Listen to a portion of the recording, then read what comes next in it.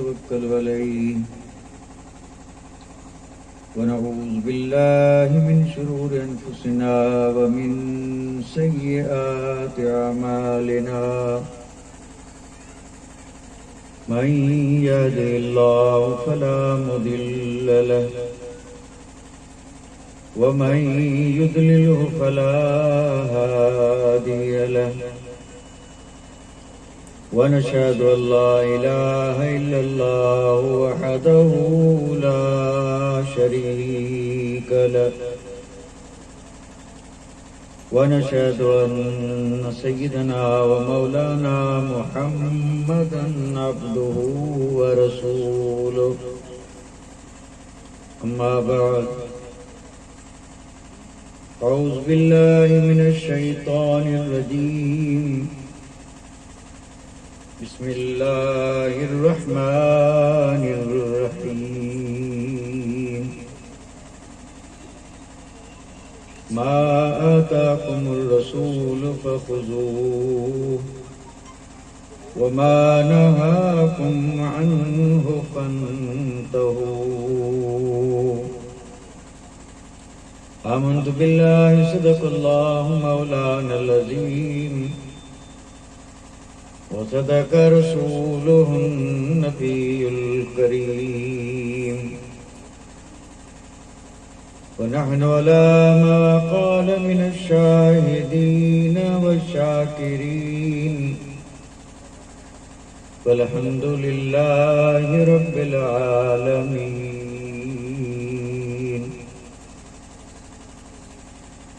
ما قال الله تبارك وتعالى في عظمة شان حبيبه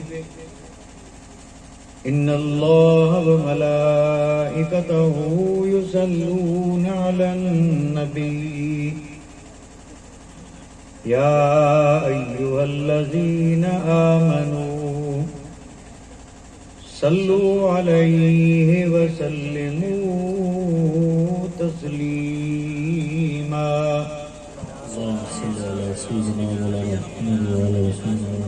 اللهم صل على سيدنا مولانا محمد وعلى آل سيدنا مولانا محمد وبارك وسلم صلاة وسلاما عليك يا رسول الله صلاة وسلاما عليك يا حبيب الله جہاں جاؤں وہاں نور ہدایت ہو تو کیا کہنا ہے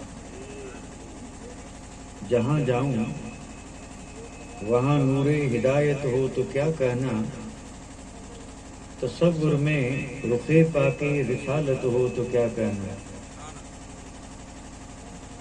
اور گھٹا چھائی فضا ٹھنڈی ہوا مہوے نوا سنجی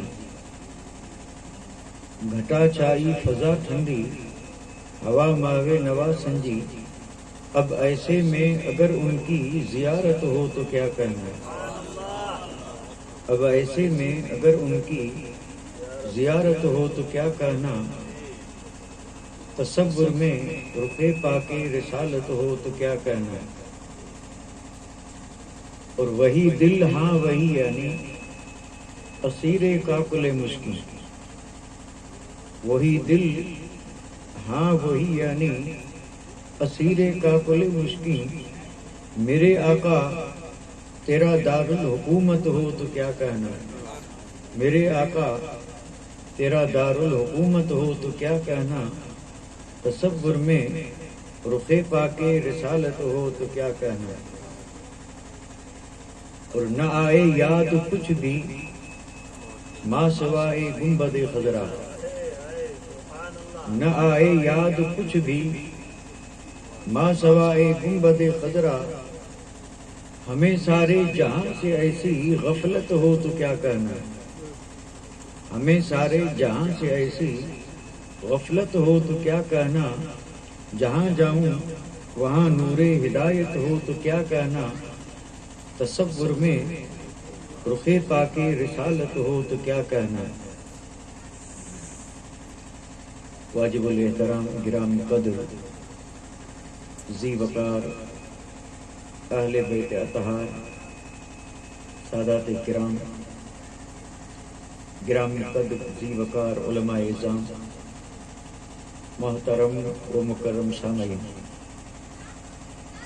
آج کی یہ بابرکت محفل جسے شادی خانہ آبادی کے خوشیوں بھرے پر مسرت موقع پہ برکتیں حاصل کرنے کے لیے اور شکر ادا کرنے کے لیے منعقد کیا گیا، جس میں آپ اور ہم شریک ہوئے ہیں، علماء کرام بھی تشریف لائے ہیں، اور الحمدللہ اہل بیت اطہار بھی اس محفل پاک میں جلوہ فرما ہے۔ مل بیٹھ کر کے ہم یہی دعا مانگیں گے کہ اللہ تبارک و تعالی ہونے والے جوڑے کو سلامت رکھے، اور ان کے گھر میں آنگن میں اللہ تعالیٰ اپنے حبیب کے صدقے میں ہمیشہ رحمتوں اور برکتوں کا نزول فرماتا رہے۔ موقع اور محل کا لحاظ کرتے ہوئے میں چند مفید باتیں آپ حضرات کی خدمت میں عرض کرنے کی سعادت حاصل کر رہا ہوں، اس امید پر کہ اللہ تعالیٰ اپنے حبیب کے توسل اور تصدق سے ہم سب کو ان باتوں پر عمل کرنے کی توفیق عطا فرمائے۔ لیکن چونکہ اصل مقصد اور اصل بات عرض کرنے سے پہلے بڑے اختصار کے ساتھ چند تمہیدی کلمات عرض کرنا بھی میں اپنے حساب سے ضرور سمجھتا ہوں، تاکہ جو کچھ بھی ہم عرض کرنا چاہتے ہیں اسے سمجھنا ہم سب کے لیے آسان ہے۔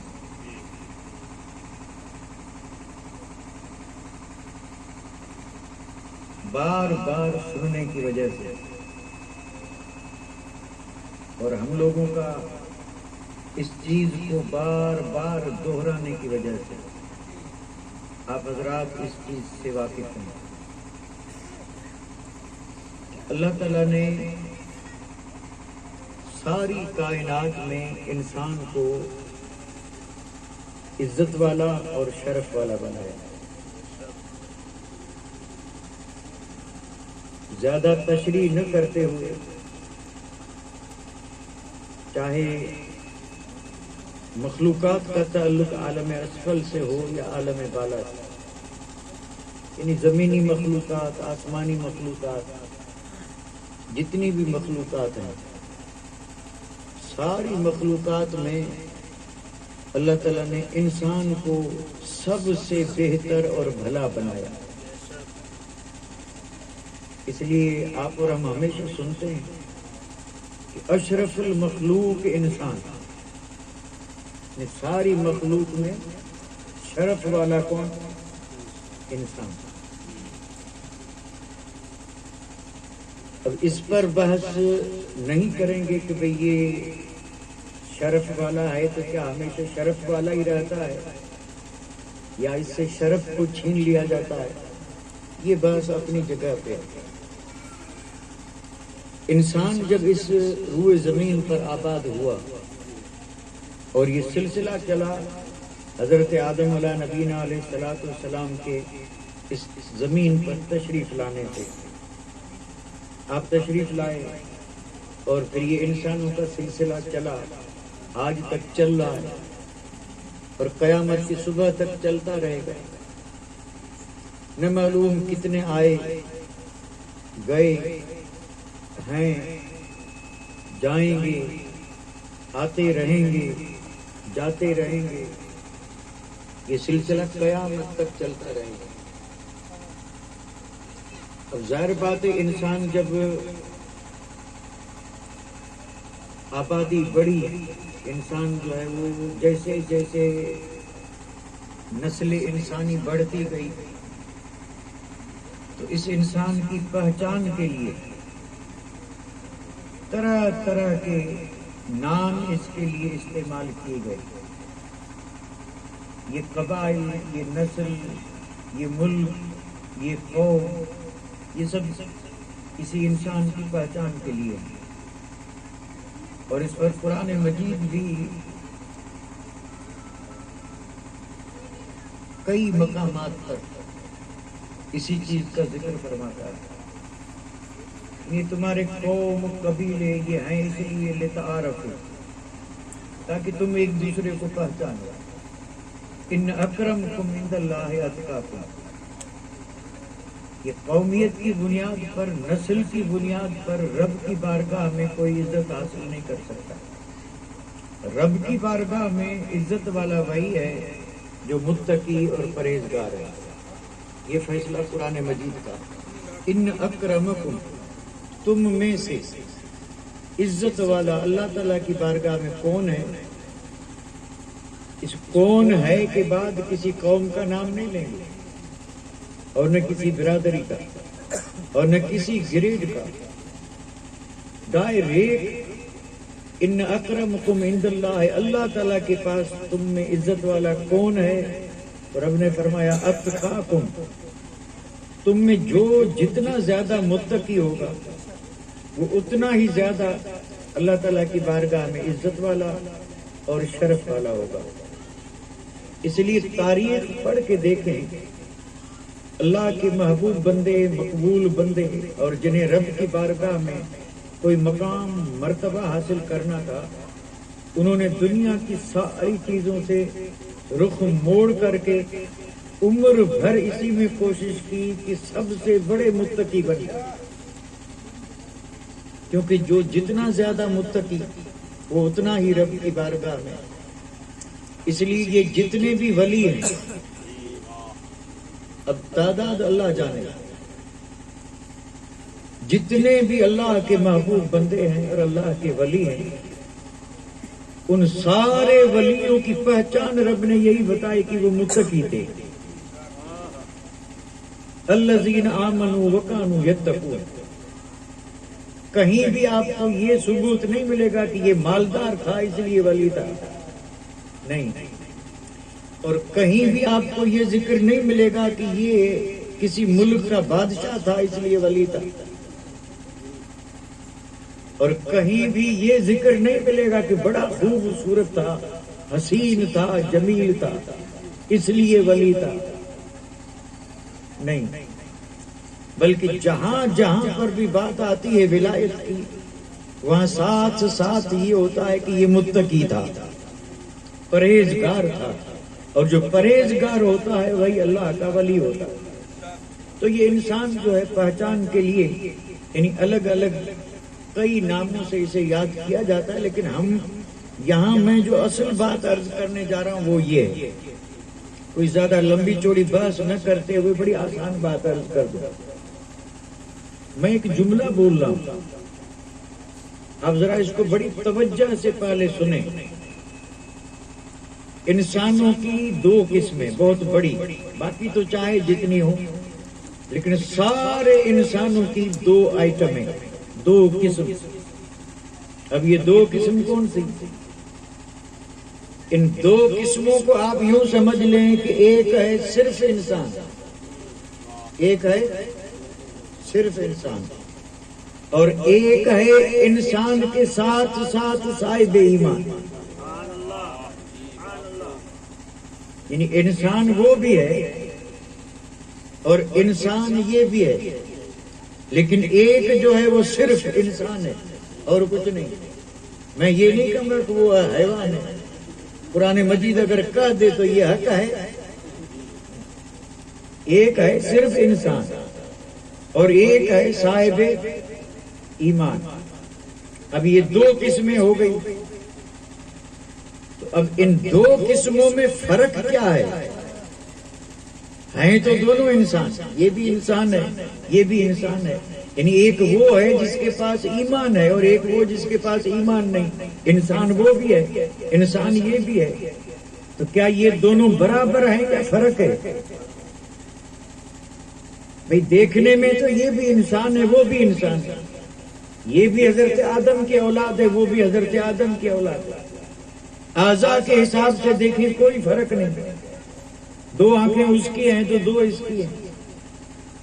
سارے اعضاء جو ہیں جو صرف انسان کے ہیں وہ صاحب ایمان کے بھی ہیں. تو بظاہر دیکھنے میں تو دونوں برابر نظر آئے.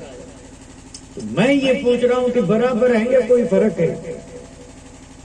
تو ذرا سا بھی اگر غور کریں تو آپ بھی اس چیز کو تسلیم کریں گے کہ تھوڑا بہت نہیں بلکہ زمین آسمان کا فرق ہے. ان دونوں کے بیچ میں جتنا زمین آسمان کے بیچ میں فرق ہے اس سے بھی زیادہ فرق ہے، اس سے بھی زیادہ. اور وہ فرق اس طرح ہے کہ جو صرف انسان ہے وہ اندھیرے میں ہے، جو صرف انسان ہے وہ اندھیرے میں ہے. یعنی اندھیرے میں ہے کا مطلب یہ ہے کہ خود بھی اندھیرے میں ہے اور اس کے اندر بھی اندھیرا ہے. جو صرف انسان ہے، بالکل حقیقت عرض کر رہا ہوں، جو صرف انسان ہے وہ خود بھی اندھیرے میں ہے اور اس کے اندر بھی اندھیرا ہے. اور وہ خوش نصیب جس کے پاس دولت ایمان ہے اور جو ایمان والا ہے، وہ خود بھی نور میں ہے اور اس کے اندر بھی نور ہے. یہ ہے فرق. کیا یہ چھوٹا موٹا فرق ہے؟ یعنی صاحب ایمان خود بھی نور میں ہے اور اس کے اندر بھی نور ہے، اور جو صرف انسان ہے وہ ہے بھی اندھیرے میں اور اندر بھی اندھیرا ہے. تو جو صاحب ایمان اندر بھی نور باہر بھی نور، تو یہ نور ہے کیا؟ یہ نور کون سا ہے؟ تو جواب اس کا یہ ہے کہ اندر ہے ایمان کا نور، اس کے اندر ہے ایمان کا نور اور اس کے باہر ہے دین کا نور. اور دونوں کو ملا کے بولتے ہیں دین و ایمان. دین و ایمان. کیا یہ فرق نہیں ہے؟ یعنی ایک تو وہ ہے جس کے اندر اندھیرا ہے اور ایک وہ جس کے اندر نور ہے. کیا دونوں برابر ہیں؟ تو آپ کہیں گے اندھیرا اور اجالا جب برابر ہو نہیں سکتے تو اندھیرے والا اجالے والا برابر کیسے ہوں گے؟ ایک اجازت دیں تو ایک بات عرض کر دوں. میں بھی سمجھ رہا ہوں کہ یہ بات سمجھ میں آ کیوں نہیں رہی. اس لیے نہیں کہ فرق نہیں رکھا ہے. یہ بات نہیں گلے اتر ہی نہیں ہے. آپ کو کیسی باتیں کر رہے ہیں؟ بہت اچھی بات تو حد کر رہا ہوں. اور یہ سمجھ میں اس لیے نہیں آ رہی کہ ہم بہت ہوشیار ہیں. دنیا کی ہر چیز کو ہم نے پہچان لیا لیکن خود کو نہیں پہچانا. اللہ ہر چیز کو پہچان لیا اور آج تو فخر سے کہتے ہیں کہ دنیا کو مٹھی میں کر لیا. دنیا کو مٹھی میں بعد میں کر، پہلے اپنے آپ کو نظر میں کر. اس نظر میں. اور یہ جو میں عرض کر رہا ہوں یہ بات سمجھ میں بھی تب آئے گی جب ہم خود کو پہچانیں گے. سب سے پہلے بنیادی چیز یہی ہے کہ ہم غافل نہ رہیں دوست. ہم پہچانے کہ ہم ہیں کون. ہم ایمان والے ہیں، ایمان والے. اور میں کہہ رہا ہوں کہ ایمان والا وہ ہوتا ہے جس کے اندر نور ہو. اور یہ کوئی میں نے اپنی طرف سے نہیں کہا، حدیث ہے. اور ذہن سے نکل جائے تو یہ الگ بات ہے، ورنہ میں یقین کے ساتھ کہہ سکتا ہوں کہ 12 سنا ہے. یہ وہ حدیث ہے جسے ہم نے 12 سنا ہے. ہم بولتے ہیں ایمان ایمان ایمان والا، لیکن یہ ایمان ہے کیا؟ تو کہیں جانے کی ضرورت نہیں. حدیث سن لیں، خود میرے آقا کا فرمان ہے، نور والے نبی کا فرمان ہے، نبیوں کے نبی کا فرمان ہے. میرے اور آپ کے آقا ارشاد فرماتے ہیں، حدیث کا ترجمہ کر رہا ہوں. حضور نے فرمایا کہ مومن کے دل میں جو ایمان ہے میرے آقا نے فرمایا یہ میرا نور ہے۔ نور ہے، واہ واہ، سبحان اللہ سبحان اللہ، نعرہ تکبیر، نعرہ رسالت، عظمت مصطفیٰ سرکار کی آمد، سبحان اللہ سبحان اللہ، بہت اچھے بہت اچھے۔ یعنی یہ کسی مفسر، کسی محقق یا کسی مرشد یا کسی پیر کا قول نہیں، یہ قول ہے میرے اور آپ کے آقا کا کہ حضور کی زبان سے جو نکلا وہ سب اللہ کی طرف سے وحی ہے۔ وما ينطق عن الهوى ان هو الا وحی یوحی، یعنی حضور کی زبان سے جو نکلا سب رب کی طرف سے وحی ہے۔ اور حضور نے فرمایا کہ مومن کے دل میں جو ایمان ہے یہ میرا نور ہے۔ تو اب میں یہاں جب پہنچتا ہوں تو دست بستہ عرض کرتا ہوں، مصطفیٰ کے غلام ذرا غور کر، سوچ، کبھی تنہائی میں ٹھنڈے دل سے ساری دنیا سے فارغ ہو کر کے سوچ کہ تو ہے کون اور تیرے پاس کیا ہے۔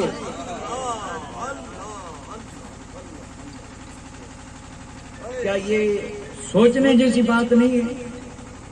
کیا یہ ایسی بات نہیں ہے کہ اس پہ غور کیا جائے؟ دل میں جو ایمان ہے یہ مصطفیٰ کا نور ہے، اور اسی نور سے اندر اجالا اور روشنی آتی ہے،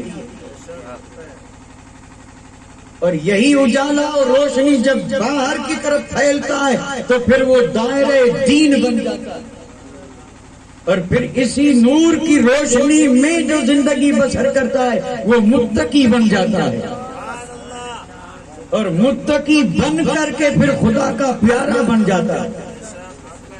اور پھر صرف یہی نہیں کہ وہ خود بنتا ہے، نہیں، بلکہ وہ نور لے کر کے بستی بستی قریہ قریہ ولیوں کی شکل میں گھوم پھر کر کے دوسروں کو بھی نور دیتا رہتا ہے، نور دیتا رہتا ہے۔ خیر، عرض یہ کر رہا ہوں کہ اللہ توفیق دے اس چیز پر آپ بھی غور فرمائیں کہ ہم مومن ہیں یا نہیں، ایمان والے ہیں یا نہیں، اور ایمان کیا ہے تو آپ اگر کوئی پوچھے تو بالکل بغیر جھجک کے آپ کہہ دیں کہ نور مصطفیٰ، ایمان مصطفیٰ کا نور ہے۔ اور جب کسی دل میں آتا ہے تب وہ مانتا ہے کہ اللہ ایک ہے، اور جب یہ نور کسی دل میں آتا ہے تو یہ کہتا ہے کہ محمد اللہ کے رسول ہیں۔ تو یہ انسان الگ چیز ہے اور صاحب ایمان یہ الگ چیز ہے، دونوں الگ ہیں، زمین آسمان کا فرق ہے۔ اور اب جب فرق ہے تو مومن کو زندگی انسان کی طرح بسر کرنی چاہیے یا کسی دوسرے طریقے پہ؟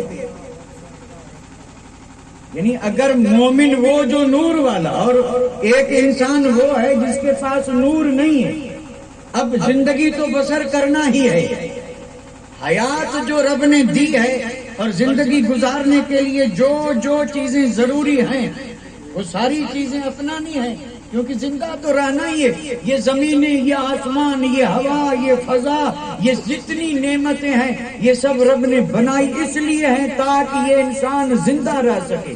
تو زندہ تو رہنا ہی ہے، لیکن کیا جیسے ایک انسان زندگی گزار رہا ہے صاحب ایمان بھی ویسے ہی زندگی گزارے؟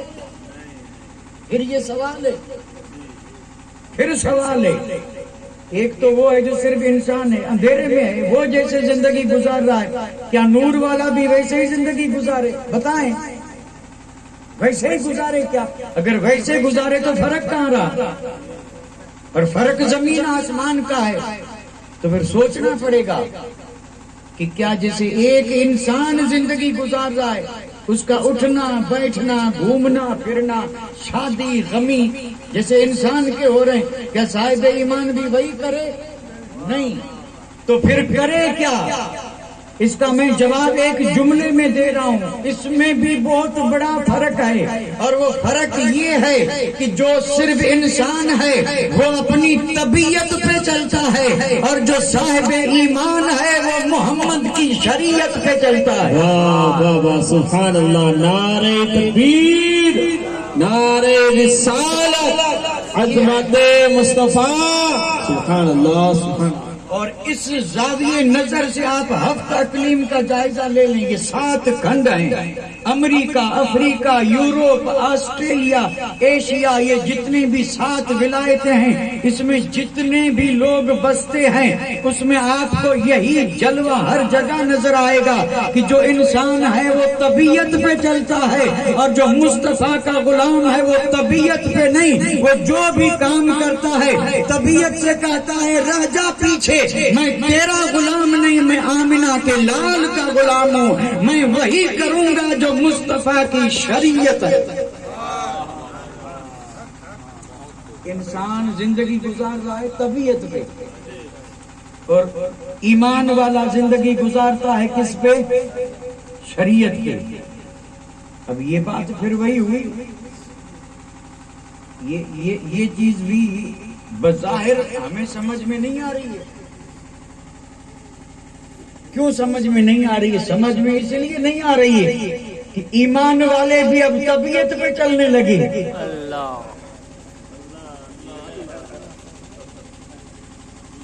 ہیں تو ایمان والے لیکن چل رہے ہیں کس پہ؟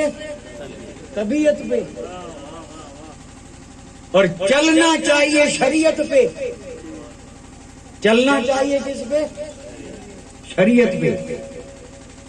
کم و بیش 1,24,000 صحابہ، 1,24,000 صحابہ یعنی جنہوں نے ایمان کی حالت میں والضحیٰ والا چہرہ دیکھا، کلمہ پڑھ کر کے مصطفیٰ کی زیارت کی، اور پھر اسی کلمے پر ان کا انتقال یا وصال ہوا۔ اور دیکھنا بھی شرط نہیں ہے، یعنی مصطفیٰ کی حاضری میں جس نے کلمہ پڑھا، کلمے پہ انتقال صحابی، اور تعداد بھی بتائی گئی ہے 1.25 لاکھ، یہ صحابی تھے۔ میرے اور آپ کے آقا کی تشریف آوری سے پہلے حضور نے ابھی اعلان نبوت نہیں کیا تھا، یہ سب کے سب تھے طبیعت پہ، یہ سارے تھے کس پہ؟ جو اپنی مرضی، جو طبیعت کو پسند وہی کرتے تھے، لیکن جب پڑھا لا الہ الا اللہ محمد الرسول اللہ، تو آج تک دنیا تسلیم کر رہی ہے کہ کلمہ پڑھنے کے بعد ان میں سے کسی ایک نے بھی کوئی بھی ایک لمحہ کوئی کام طبیعت سے نہیں کیا، جو بھی کیا سب شریعت سے کیا۔ کیونکہ مومن بن گیا تو اب اس کی طبیعت نہیں چلے گی، اب چلے گی نہیں، اور اگر طبیعت کو چلا رہا ہے تو سوچنا پڑے گا۔ بھئی یہ دیکھو، یہ ہمارے بزرگ بیٹھے ہیں، اور ان کی دعاؤں سے اور ان کی پشت پناہی سے بول رہا ہوں، اور میں جو کچھ بھی عرض کر رہا ہوں یہ کوئی حکایت بیان نہیں کر رہا ہوں، کوشش یہ کر رہا ہوں کہ اللہ کرے کچھ ہماری سوچ بھی بدلے، سوچ بدلے۔ سوال کروں تو میں سوال کر سکتا ہوں، لیکن یہ سوال ایک ایک بہت بھاری ہوگا، بہت بھاری، اور مجھے یہ میرے کمزور آدمی میں اتنی ہمت نہیں کہ اتنی بھاری بات، اور آپ جیسے لوگوں سے پوچھوں، آپ تو سب طاقتور ہیں، میں کمزور ہوں۔ اب میں اس لیے تو میں ذرا گھبرا رہا ہوں، حالانکہ اگر پوچھنا چاہیں تو پوچھ سکتے ہیں، کیونکہ ابھی جس منصب پہ، جس جگہ پہ میں بیٹھا ہوں، اس جگہ پر بیٹھ کر کے مجھے یہ حق پہنچتا ہے کہ میں آپ سے پوچھ بھی سکتا ہوں۔ اور پوچھنے میں کیا پوچھیں گے بھائی؟ اور پوچھنے میں پہلے اگر یہیں سے شروع کریں کہ ہم نے جو چہرہ رکھا یہ شریعت ہے یا طبیعت ہے؟ آپ جواب تو دیجئے نا جواب. ہم ایمان والے ہیں, آپ نے کہا ہاں ہیں, الحمدللہ. ایمان رب سلامت رکھے.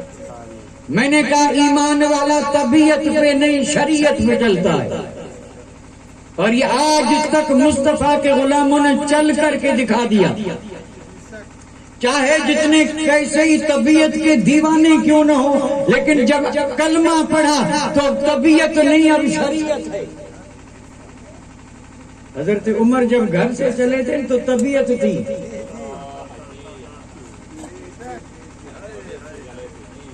یہ حضرت عمر گھر سے چلے تھے, یہ واقعہ تو سب کو یاد ہے نا.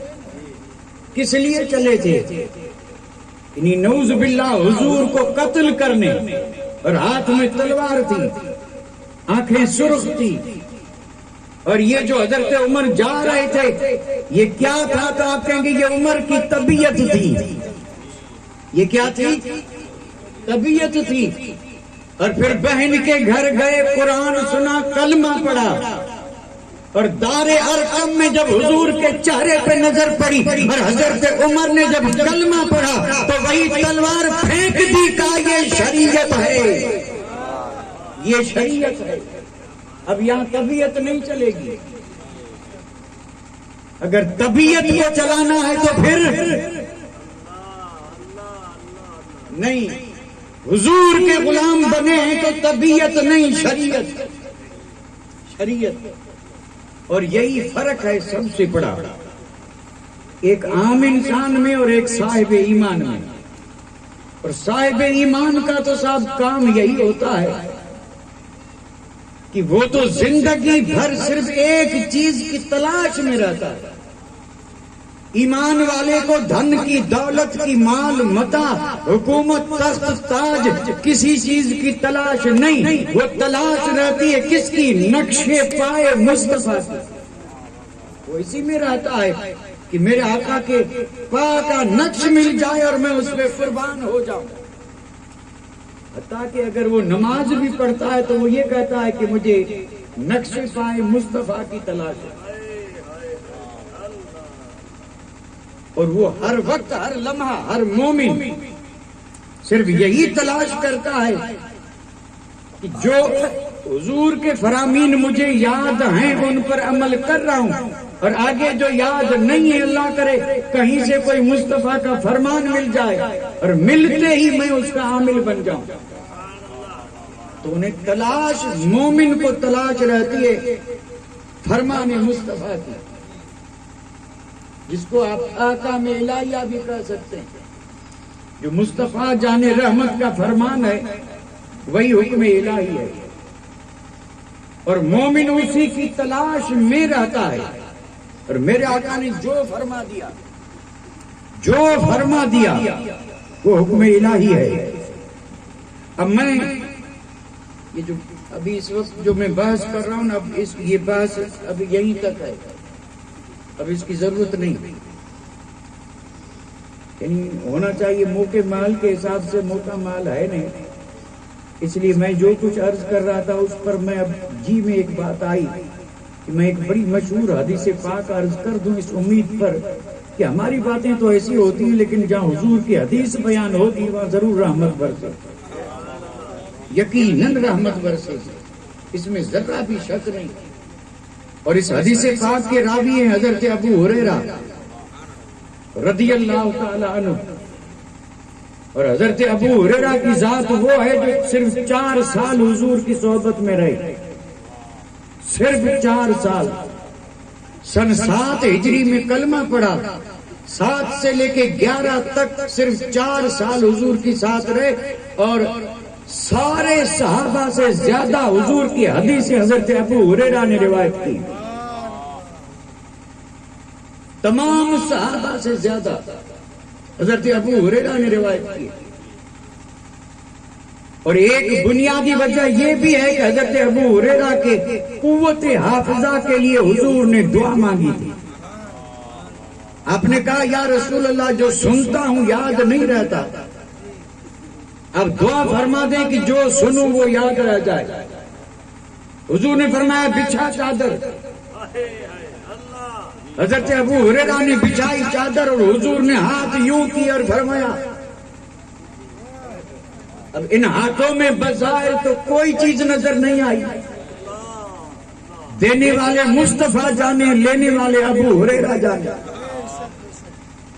خزانے دے دیے، خزانے، اور دے کر کے فرمایا اب چادر کو سمیٹ کے سینے سے لگا لے. اور جیسے ہی سینے سے لگایا اس وقت سے لے کے حضرت ابو ہریرہ نے حضور کی زبان سے جو حدیث پاک سنی وہ سب یاد. یعنی اکثر حدیثیں حضرت ابو ہریرہ کی مرویات میں سے ہیں. تو یہ حدیث بڑی مشہور جو میں حضرت ابو ہریرہ کی مرویات میں سے عرض کر رہا ہوں. حضرت ابو ہریرہ فرماتے ہیں کہ ایک موقع پہ حضور نے فرمایا من یأخذ عنی هذه الکلمات فیعمل بہن او یعلم من یعمل بہن. حضور نے فرمایا کہ میرے دیوانوں تم میں کوئی ہے ایسا کہ جو میرے ان کلمات کو مجھ سے لے لے اور پھر ان پہ عمل کرے، یا پھر اس کو سکھا دے جو سیکھنے والا اس پہ عمل کرے. اب اندازہ فرمائیں میرے آقا کی ہر بات بڑی شان والی ہے، ہر بات بڑی اہم ہے، لیکن کچھ باتیں ایسی ہیں کہ جب حضور فرماتے تو انداز بدل جاتا. جیسے یہاں بدلا ہے. حضور نے فرمایا صحابہ سے ہے کوئی جو میرے ان کلمات کو مجھ سے لے لے اور پھر ان پہ عمل کرے، یا اس کو سکھا دے جو سیکھنے والا اس پہ عمل کرے. اب اس میں اگر بحثیں کی جائیں تو کئی بحثیں ہو سکتی ہیں. میرے آقا معلم بن کے آئے، کتاب کی تعلیم دینے کے لیے، سکھانے کے لیے، پڑھانے کے لیے، اور یہ انداز وہی ہے کہ میں کچھ کلمات دے رہا ہوں، کوئی لینے والا ہو تو اٹھے اور پھر جو اسے ملے سبق اس پہ عمل کرے، یا پھر آگے کسی کو سکھا دے. اور اسی کا فیض ہے کہ یہ باتیں آج ہم تک پہنچی ہیں اور قیامت کی صبح تک ایمان والوں تک پہنچتی رہیں گی. تو میرے آقا نے فرمایا ہے کوئی، تو جب یہ فرمایا ہے کوئی تو سب سے پہلے حضرت ابو ہریرہ اٹھے تھے. اور حضرت ابو ہریرہ نے کھڑے ہو کر کے کہا انا یا رسول اللہ، یہ جو آپ کلمات دے رہے ہیں اسے میں لے رہا ہوں اور میں اس پہ عمل کر کے دکھاؤں گا کہ عمل کیسے کیا جاتا ہے. تو خود حضرت ابو ہریرہ فرماتے ہیں کہ میں جب تیار ہوا، کیونکہ حضرت ابو ہریرہ کو بڑا شوق تھا، بڑی چاہت اور لگن تھی مصطفیٰ جان رحمت کے فرمودات کو حاصل کرنے اور دوسروں تک پہنچانے کی. کہنے لگے میں ہوں یا رسول اللہ. آپ فرماتے ہیں میں جب اٹھا فاخذ بیدی، یہ ہے صاحب معراج. حضرت ابو ہریرہ فرماتے ہیں حضور نے میرا ہاتھ پکڑا، اور ہاتھ پکڑ کر کے جو بات کی جاتی ہے بڑی اہم ہوتی ہے. فرماتے ہیں حضور نے میرا ہاتھ پکڑا اور ہاتھ پکڑ کر کے اور پھر فرماتے ہیں کہ حضور نے کیا کیا، عد خمسن، حضور نے 5 باتیں گنوائی. 5 باتیں گنوائی کا مطلب حضور نے 5 چیزوں کا حکم دیا. 5 چیزوں کا حکم دیا. اور 5 چیزیں کیا تھی؟ فرماتے ہیں اس میں سے پہلی بات یہ تھی، آقا نے فرمایا ابو ہریرہ اتق المحارم تکن عابد الناس. فرمایا ابو ہریرہ جن چیزوں کو رب نے حرام کر دیا ہے ان چیزوں سے بچ. اگر تو بچ گیا تو دنیا کے تمام عابدوں سے بڑا عابد تو بن جائے گا. دیکھا جائے تو جملہ بڑا مختصر ہے، لیکن اس کے اندر جو پوشیدہ راز ہیں اور جو اس کے اندر جو سمندر سموئے ہوئے ہیں وہ بتا وہی سکتے ہیں جن کے سینے بھی سمندر ہوں. حضور نے فرمایا اتق المحارم، یعنی بچ. کن چیزوں سے؟ آپ نے فرمایا جن کو رب نے حرام کیا. رب نے جن چیزوں کو حرام کیا ان سے بچ. اب یہ بچنے کا حکم کس کو دیا جا رہا ہے؟ جو ایمان والا ہے۔ بظاہر یہاں اگر حضرت ابو ہریرہ کا ہاتھ حضور کے ہاتھ میں تھا، لیکن قیامت تک جس نے بھی کلمہ پڑھا اس سے میرے آقا فرما رہے ہیں اتق المحارم، او میرا کلمہ پڑھنے والے، اگر کلمہ پڑھا ہے تو ہر وہ چیز جسے رب نے حرام کیا بچ جا، اور تو بچے گا تو ہوگا کیا؟ اب یہاں دیکھیں بڑی اہم بات ہے، حضور نے فرمایا سارے لوگوں میں سب سے بڑا عابد تو بنے گا، سب سے بڑا۔ اچھا میں اگر آپ سے پوچھوں کہ ہم عابد کس کو سمجھتے ہیں؟ بھئی اگر آپ مجھ سے پوچھیں، میں آپ سے پوچھوں، کسی بھی علم والے سے، کسی بھی عقل والے سے پوچھیں کہ بھئی بتا عابد کسے کہتے ہیں، تو ہم تو عابد سمجھتے ہیں اس کو جو 5 وقت نماز پڑھے، اشراق پڑھے، اوابین پڑھے، تہجد پڑھے، قرآن پڑھے، تسبیح پڑھے، روزے رکھے، حج کرے، زکوٰۃ دے۔ کیا یہ عابد نہیں؟ بھئی یہ عابد نہیں تو کون ہوگا؟ یہی تو عابد ہے، نماز پڑھ رہا ہے، نفل پڑھ رہا ہے، تہجد پڑھ رہا ہے، اشراق پڑھ رہا ہے، چاشت پڑھ رہا ہے، اوابین پڑھ رہا ہے، قرآن پڑھ رہا ہے، تسبیح پڑھ رہا ہے، اور یہ عابد یہ نہیں تو کون ہوگا؟ ہم تو اسی کو عابد کر رہے ہیں، دنیا پوری کر رہی ہے، لیکن حضور نے فرمایا نہیں، صرف اس سے عابد نہیں بنے گا، اس کے ساتھ ساتھ جو حرام سے بچے وہ عابد ہے۔ یعنی عابد تکن عابد الناس، سارے انسانوں میں سب سے بڑا عابد تو، لیکن کب؟ جب اللہ نے جن چیزوں کو حرام کیا ان سے بچے، تو پتہ کیا چلا؟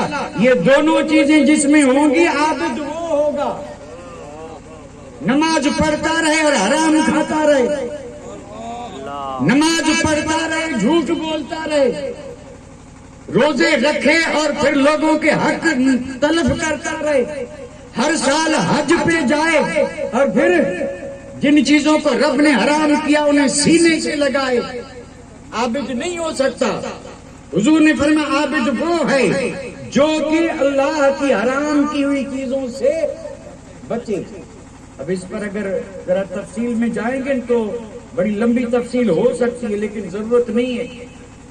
جی تندرستی ہے نا، تندرستی بڑی نعمت ہے، اور اللہ محفوظ رکھے۔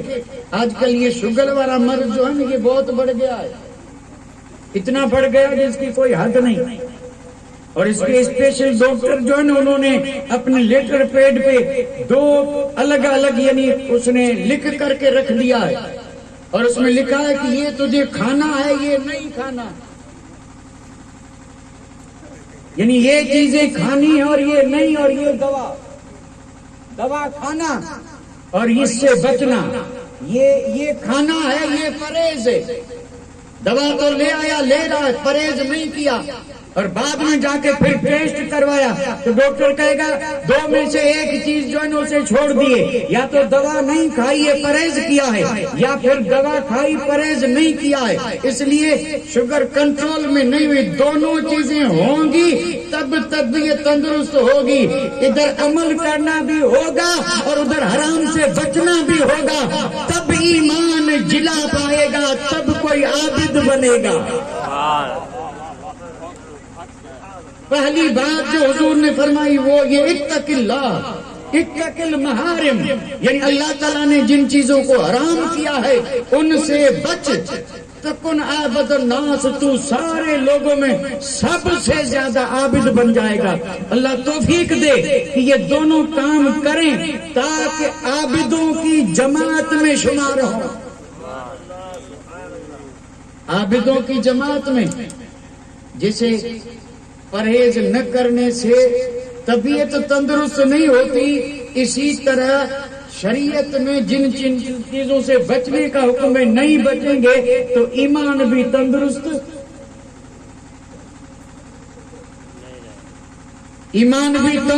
نہیں ہوگا، دونوں چیزیں۔ اچھا یہ چلیے پھر حضرت ابو ہریرہ فرماتے ہیں، پھر حضور نے فرمایا، حضرت ابو ہریرہ سے حکم کر کے فرما رہے ہیں، حکم تو حضرت ابو ہریرہ کے لیے تھا لیکن یہ فرمانے ذی شان قیامت تک آنے والے ہر غلام کے لیے. آپ نے ارشاد فرمایا ان ترضى بما قسم اللہ لک تکن اغنى الناس. یہ حضور کا فرمان ہے. آپ نے فرمایا کہ اگر رب نے جو تجھے دیا ہے، جتنا دیا ہے، اس پہ اگر تو راضی ہو جائے تو ساری دنیا میں سب سے بڑا غنی تو. نہیں آپ نے غور نہیں کیا. یعنی جس کو رب نے جتنا دیا اس پہ راضی، اس پہ اگر راضی ہو جائے تو حدیث میں تو لفظ غنی کا ہے، اور غنی کا معنی تو بہت زبردست ہے. اس کا معنی مالداری کریں تو یہ معنی صحیح نہیں ہوگا، لیکن سمجھانے کے لیے یہ کہہ سکتے ہیں کہ حضور نے فرمایا اللہ تعالیٰ نے تجھے جو دیا ہے اس پہ راضی رہ. اگر تو راضی رہے گا تو تو بے پرواہ، بے نیاز، تجھے کسی کی کوئی پرواہ نہیں. اللہ تعالیٰ تجھے اتنا غنی کر دے گا کہ وہ ارب پتی کھرب پتی جو ہے نا وہ مسکین نظر آئیں گے اور تو ان سے بھی بے نیاز نظر آئے گا. لیکن شرط یہ ہے کہ تو اللہ کے دیے پر راضی ہو جا، اور تو یہ خیال کر کہ رب کی حکمتیں ہیں، رب نے مجھے دیا ہے بہت ہے.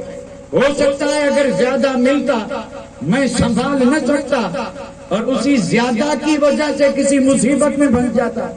اس لیے مجھے رب نے جو دیا ہے یہ میرے لیے بہتر ہے اور میں اس پہ خوش ہوں. تو حضور نے فرمایا تو سارے لوگوں میں سب سے زیادہ غنی. اچھا اس پر ایک بات عرض کرتا چلو. یہ آج کل جو ایک بیماری ہے نا، یہ بھی ایک بیماری ہے جس کو کہتے ہیں ٹینشن. اب یہ ٹینشن تو بھئی ہر ایک کو لگا ہوا ہے نا، اور بھلے الگ الگ، یعنی کوئی بیمار ہے تو پریشان ہے، کسی کے پاس اولاد نہیں، کسی کے پاس مال نہیں، کوئی نہ کوئی پریشانی ہے. تو یہ ٹینشن تو بھئی دری دنیا کسے بے غم نہ باشد اگر باشد بنی آدم نہ باشد. تو یہ ہے. لیکن حدیث پاک پر جب بزرگوں نے غور کیا تو فرماتے ہیں، اور ہم بھی بیان کرتے ہیں اور آپ نے بھی سنا ہوگا علماء سے، کہ جس کو جتنی زیادہ دولت ملتی رہتی ہے فکر ٹینشن بڑھتی رہتی ہے. لیکن حقیقت ایسے نہیں ہے. حقیقت یہ نہیں ہے. حقیقت یہ ہے کہ ٹینشن اس کی رہتی ہے جو نہیں ہے. جو آدمی کو نیند نہیں آتی اور یہ پریشر بڑھ جاتے ہیں اور پریشانیاں بڑھتی ہیں، وہ جو چیز ہے اس کے لیے نہیں، جو نہیں ہے اس کے لیے. کیونکہ اگر جو ہے اس پہ یہ راضی ہو جائے تو راجا بن جائے. کوئی پرواہ نہیں، بس مولا تو نے جو دیا ہے میں اس پہ راضی ہوں. اور پھر کھانے پینے رہنے کی تو کسی کو آج کوئی کمی نہیں ہے، تو پریشان کیوں ہیں؟ تو یہ جو ٹینشن لوگ کہتے ہیں زیادہ ہے اس لیے ہے، یہ اپنی جگہ پہ ہے. لیکن حقیقت اس حدیث پاک کی روشنی میں یہ ہے کہ ٹینشن آدمی کو یہی ستاتی ہے کہ یہ چیز نہیں ہے، یہ نہیں ہے، نہیں ہے. بھائی نئی نئی کی فکر میں ہے، جو ہے اس کو تو دیکھ. اور اسی نئیے میں تو لوگ گھلتے گھلتے بیچارے بیمار بن گئے. اچھا یہ بات اور آسان ہو جائے اس لیے ایک بات عرض کرتا ہوں، یہ بات آسان ہو جائے. حالانکہ واقعہ ہے، اور واقعہ تو بھئی ایسا ہوتا ہے کہ اگر چاہیں تو آدھا گھنٹہ، چاہیں تو گھنٹہ، چاہیں تو 5 منٹ، تو بیان کرنے والے پہ ہے. ایک بادشاہ نے وزیر سے پوچھا، کہا وزیر صاحب نیند نہیں آتی اور میرے یہ غلام خادم جو ہیں یہ بس بستر ہو یا نہ ہو ادھر لیٹے ادھر نیند آئی. وزیر نے کہا صاحب تجھے نیند نہیں آتی اس کی وجہ تیرا خزانہ ہے. خزانہ. بادشاہ نے کہا خزانہ کیسے؟ کہا ایسے سمجھ میں نہیں آئے گا. تو پھر کہا بتا کوئی ترکیب. فرمایا یہ جو تیرے خادموں میں جو سب سے زیادہ سونے والا اس کو بلا، اس کو بلا جو جہاں سوئے وہاں نیند آ جائے. بلایا. جب وہ آیا تو وزیر نے بادشاہ سے کہا اس کو 100 دینار دے، اور دینار ہوتا ہے سونے کا سکہ، کہا اس کو 100 دینار دے۔ بادشاہ نے کہا ٹھیک ہے، فوراً خزانچی کو حکم دیا کہ جا تھیلی لے کے جا اور سونے کے 100 دینار اس کو دے دے۔ اور سونے کے 30 دینار جب لے کے آیا تو وزیر نے کہا نہیں پالے تو نہیں، مجھے دے میں دوں گا۔ وزیر نے چپکے سے اس میں سے 1 دینار نکال دیا، صرف 1 نکال دیا، اور باقی وہ 99 دینار اس کو دے دیے خادم کو۔ اب یہ لے کے وہاں سے چلا اور پہنچا گھر، بیوی بچے منتظر تھے اور وہ بڑا خوش ہوا، بڑی مسرت سے آ رہا تھا، کہا آج تو بادشاہ نے مالا مال کر دیا، 100 دینار دیے، بڑی دولت ہوتی تھی 100 دینار، 100 دینار دیے۔ بیوی نے کہا ہیں کہاں؟ کہا یہ تھیلا دھرا ہو۔ اس نے کہا ذرا یہاں زمین پہ پھینک تو دے، دیکھیں تو کہ یہ دینار ہوتے کیسے۔ اب اس نے جیسے ہی اس تھیلی کو انڈیلا، بیوی نے گننا شروع کیا اور گن کر کے کہنے لگی 99 ہیں، 100 کہاں ہیں؟ یہ تو 99 ہیں۔ تو بچوں نے کہا کہ تو کہاں سمجھے گی، کبھی گنے تھے، چل ہم گنتے۔ اب بچوں نے گنا 1 بار 2 بار، وہی 99۔ تو بیوی نے کہا شوہر کا بے وقوف، بادشاہ نے دیے تھے اور بیچ میں کہیں گرا کے آیا، 1 نہیں ہے۔ اس نے کہا نہیں ہے کیسے، میں گنتا ہوں۔ اب یہ ساری رات اسی گننے میں گئی، جھگڑنے میں، کوئی نہیں سویا۔ 1 گنے، دوسرا، پھر کہے نہیں، پھر بھول ہو گئی، گنتے گنتے فجر ہو گئی۔ اور صبح جب وہ خادم آیا بادشاہ کی دربار میں تو وزیر تو منتظر تھا کہ بادشاہ کو سکھانا ہے۔ وزیر نے بادشاہ سے کہا خادم آ گیا ہے، اور بادشاہ نے اسے بلایا، کہا چہرے کا رنگ بدلا ہوا، آنکھیں سرخ۔ بادشاہ نے کہا وزیر صاحب یہ خادم صاحب ہوا کیا؟ کہنے لگے ہوگا کیا، رات بھر نہیں سویا ہوں۔ تو کہا بھئی سوئے کیوں نہیں؟ تو کہنے لگا سویا اس لیے نہیں کہ آپ تو راجہ آدمی ہیں، کوئی ایسا تھوڑے کہ 99 دینار دے اور 1 نہ دے۔ آپ نے 100 دینار دیے تھے اور پورا گھر رات بھر گنتا رہا اور وہ تو 99 نکلے، اس لیے کوئی سویا نہیں سو سکے۔ وزیر نے کہا بادشاہ دیکھا یہ تیرے خزانے کا حال ہے، جہاں بھی گیا وہاں نیند گئی، یہ جہاں بھی گیا وہاں ٹھیک ہے۔ پھر اس وزیر نے کیا کیا، وہ 1 درہم چپکے سے نکال کے اور خادم کو دے کے کہا آزمانا تھا، مقصد یہ چرانا نہیں، یہ لے ملا، اب 100 ہو گئے۔ فرمایا ہو گئے۔ اب یہ حکایت اگرچہ بڑی مختصر سی ہے، لیکن جو چیز میں نے پہلے عرض کی تھی اس پر یہ دلیل ہے۔ ان کے پاس کچھ نہیں تھا، غریب تھے، نوکر تھے، 99 دینار ملے تھے، تو خوش ہونا چاہیے یا نہیں؟ شکر کرنا چاہیے، لیکن 99 کی خوشی نہیں ہے، 1 نہیں ہے تو رات بھر نہیں سوئے۔ یعنی 1 جب 99 نہیں تھے تو تب بھی تو جی رہے تھے، اور اب تو 99۔ تو اس لیے میرے حضور نے فرمایا کہ رب نے جو دیا اس پہ راضی ہو جا، غنی ہو جائے گا۔ سبحان اللہ، سبحان اللہ۔ جو نہیں ہے اس کی فکر مت کر، اور اسی کی فکر میں لوگ بھولتے جا رہے اور پریشانیاں بھی بڑھتی جا رہی ہیں۔ اس لیے میرے آقا نے فرمایا ان تردا، فرمایا ابو ہریرہ دوسری بات یہ ہے کہ تو راضی رہے کس پر؟ بما قسمت لک، اللہ نے جو تیری قسمت اور تقدیر میں لکھا ہے، رب نے تجھے جو دیا ہے اسی پر راضی رہ، تو تکن اغنى الناس، سارے انسانوں میں سب سے زیادہ غنی تو ہو جائے گا۔ غنی کا مطلب یہ نہیں کہ خزانوں کا مالک نہیں، خزانوں کے مالک محتاج ہوں گے اور تو کسی کا محتاج نہیں ہوگا۔ خزانوں کے مالکوں کو نیند نہیں آئے گی اور تو چین سے سوتا رہے گا، لیکن شرط یہ ہے کہ رب نے جو دیا ہے اس پہ راضی ہو جا۔ اب مجھے تو کوئی حق نہیں پہنچتا کہ میں پوچھوں کون راضی ہے کون نہیں ہے۔ اور میں پوچھنے کا حق بھی نہیں رکھتا، کیونکہ اگر پوچھنا چاہوں تو خود اپنے سے پوچھوں، پہلے میں اپنے سے پوچھوں کہ خود بتا رب نے جو دیا اس پہ تو راضی ہے یا نہیں۔ لیکن حقیقت میں یہ میرے آقا کے فرمودات ہیں، ابھی تو یہ دوسری بات ہے، اور یہ کل باتیں 5 ہیں۔ حضور نے جو حضرت ابو ہریرہ، جسے علماء کرام نے غور کیا ہوگا، عد خمسن، ہاتھ پکڑ کر کے حضور نے 5 چیزیں گنوائی، 5 چیزیں، اور یہ 2 ہوئی ہیں اور 3 باقی ہیں، اور 2 میں حال یہ ہے تو 3 ہوں گی تو حال کیا ہوگا؟ ابھی تو 2 ہوئی اور 3 جو باقی ہے وہ بھی بڑی اہم ہے،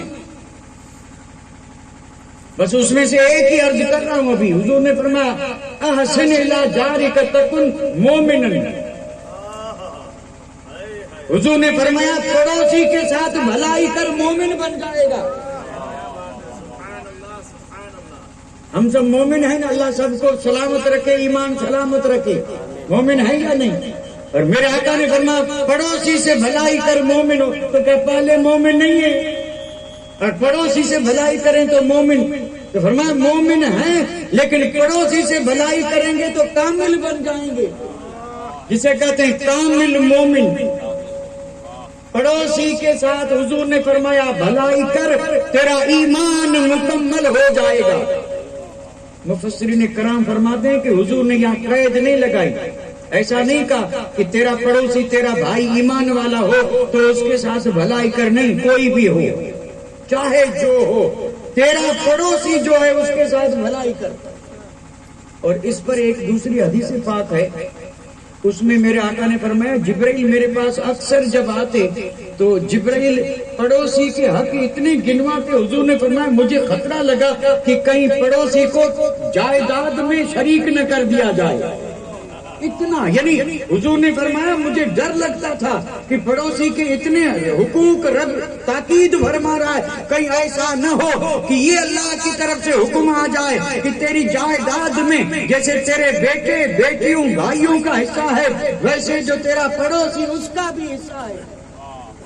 اتنا زبردست معاملہ پڑوسی کا، اور پڑوسی کے ساتھ کر بھلائی تو ہوگا کیا؟ تکن مومنن، یعنی تیرا ایمان کامل ہو جائے گا۔ اور کمال ایمان کو پڑوسی کے ساتھ بھلائی کرنے پر معمول کر دیا گیا۔ ابھی اس کی باتیں بھی بھائی بڑی لمبی لمبی ہے۔ ایک تو پڑوسی وہ ہے جس کا گھر اپنے گھر سے ملا ہو، ہم تو اسی کو بھی پڑوسی نہیں سمجھتے، لیکن وہ پڑوسی ہے، اس میں کوئی شک نہیں۔ بزرگوں نے کہا یہ تو پڑوسی ٹھیک ہے، اگر تو سفر میں جا رہا ہے اور تیرے پاس قریب میں اگر کوئی بیٹھا ہے، اگرچہ 2 گھنٹے کا سفر ہے، یہ تیرا پڑوسی ہے۔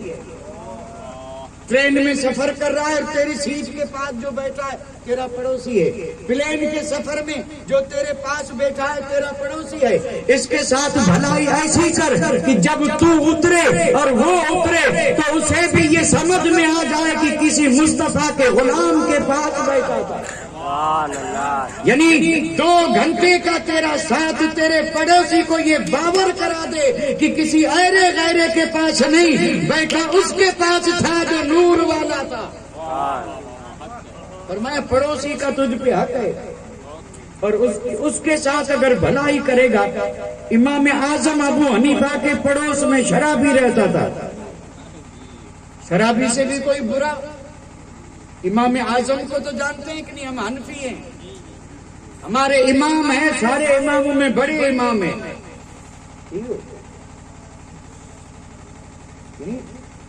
امام اعظم ابو حنیفہ پڑوسی تھا شرابی، اور وہ روزانہ شراب پی کر کے اور نہ معلوم کیا کیا بکتا امام اعظم سنتے رہتے۔ ایک دن آواز نہیں آئی تو آپ نے پوچھا بھئی پڑوسی کہاں؟ تو کسی نے کہا اتفاق سے شراب پی کر کے اول پول بک رہا تھا، داروغہ یہاں سے نکلا، پکڑ کے لے گیا، جیل کے حوالے کر دیا۔ اور تھا ہی اس قابل۔ امام اعظم نے جب سنا پڑوسی کو لے گئے قید میں تو آپ گھر سے چلے اور جیل پہنچے۔ جیلر نے جب دیکھا کہ مسلمانوں کے امام آ رہے ہیں، اب بیچارہ وہ ڈر کے مارے سوچنے لگا کہ معاملہ کیا ہے۔ رب کے محبوب بندوں میں جو ہیبت ہوتی ہے وہ اپنی جگہ مسلم ہے۔ ان کی تو ہیبت وہ ہے کہ شیر بھی دم ہلاتا ہے، درندے بھی کہتے ہیں کہ سوار ہو جا، چیریں پھاڑیں گے کہ کسی اور کو، تیری نگاہوں نے ہمیں کلیجوں کو چیر دیا۔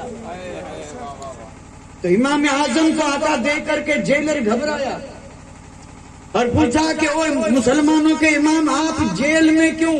فرمایا بھائی بات کچھ نہیں، میں نے سنا کہ میرے پڑوسی کو تم لے آئے ہو اور تم نے اسے جیل میں بند کر دیا۔ تو بیچارہ وہ مسکرایا، کہا حضرت لے تو آئے ہیں، ذرا خود چل کر کے دیکھیں حال کیا ہے۔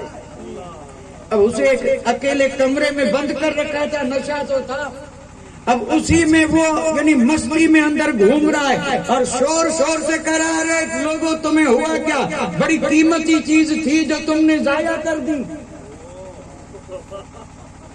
یعنی میں بڑا قیمتی تھا اور مجھے جیل میں بند کر دیا، مجھے تم نے ضائع کر دیا، اب تم بھی دیکھنا تمہارا میرے بغیر حال کیا ہوتا ہے۔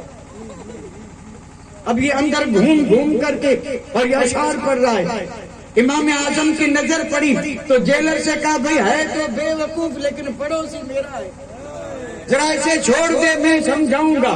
اب آپ اس کو لے کے چلے ساتھ اور جب اس کے گھر پہنچے تو آپ نے فرمایا بھائی تو کہہ رہا تھا نا کہ مجھے تم نے ضائع کیا، تو ہم نے تجھے ضائع نہیں کیا، چھڑا کے لائے ہیں، اب تو ہمارے بیچ میں ہے۔ اندازہ فرمائیں ہمارے اماموں کا پڑوسیوں کے ساتھ حال یہ تھا،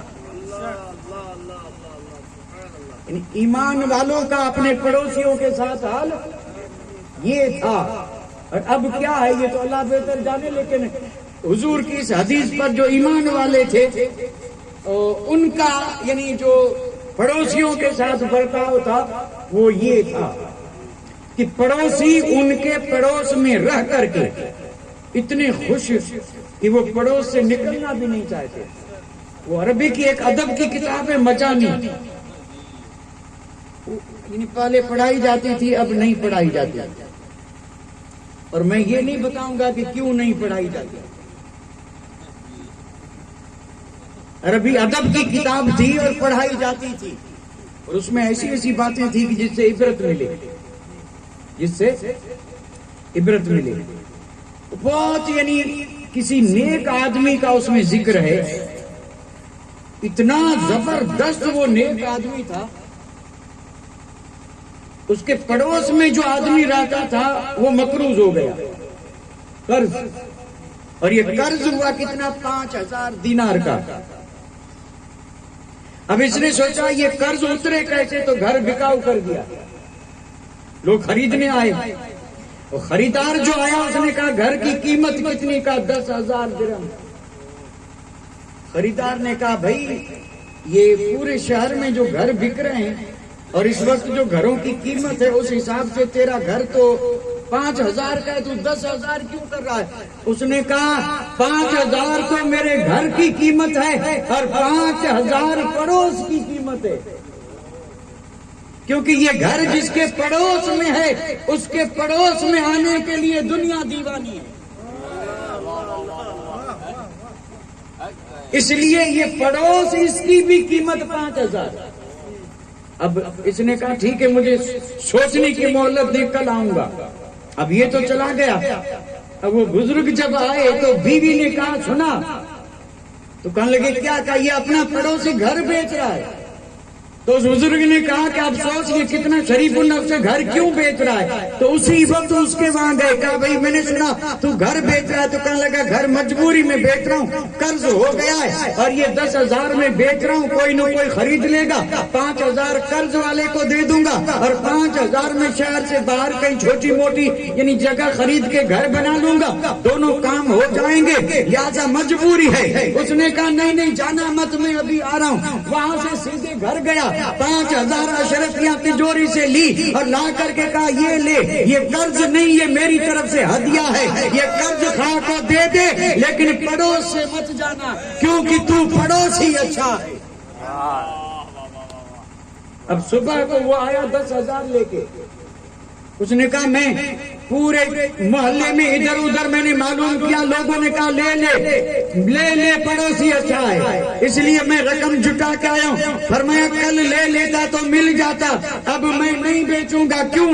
فرمایا اس لیے کہ میرے پڑوسی نے قرضہ خود سے دے دیا، اب بیچنے کی ضرورت نہیں۔ وما علینا الا البلاغ، وآخر دعوانا الحمد للہ رب العالمین۔